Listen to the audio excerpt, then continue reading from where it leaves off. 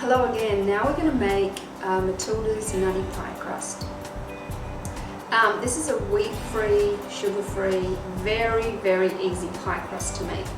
Because it's got flax and company in it, which has a lot of flax in the product, flax absorbs liquid, so this pie crust actually cuts and slices, very nutritious, very nutty.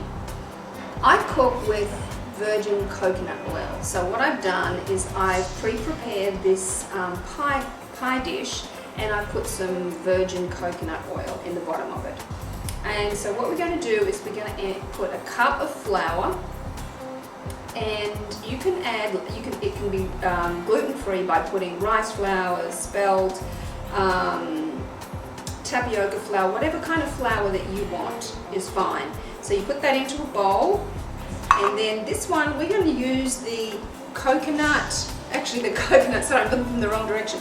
We're going to use the coconut, flax and company, because that really makes a nice pie crust with the coconut. So we're going to add that to the bowl.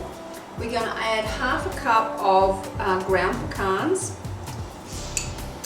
We are going to add a teaspoon, again, of vanilla extract.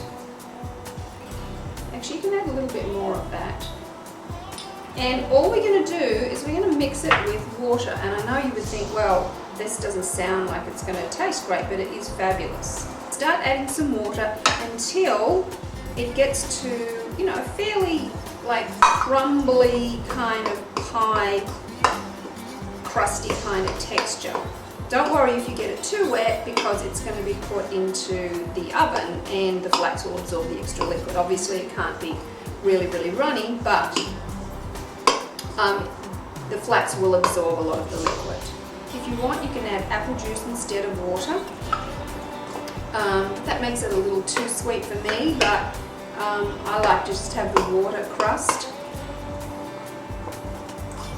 You'll find that with your vanilla, that just gives it a little bit of extra flavour. Some people can make it out of the chocolate flax and company. Now, as you can see, this is getting to be a nice kind of texture.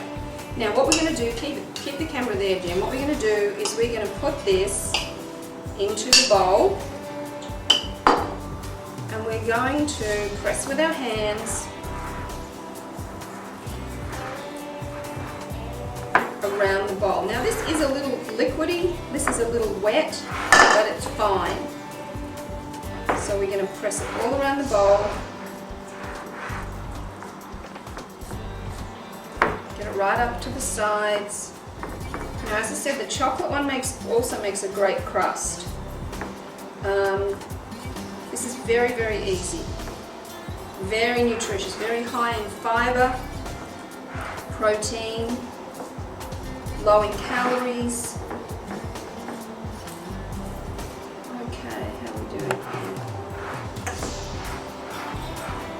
Okay, so now what we're going to do with this is we are going to bake this at 325 degrees for about 40 minutes. Now, for people who do raw and live, if you wanted to, you could dehydrate this pie crust at about 90 degrees on your own oven for about 6 hours.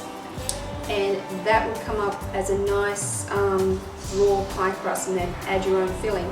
We cook it at 325 for about 40 minutes.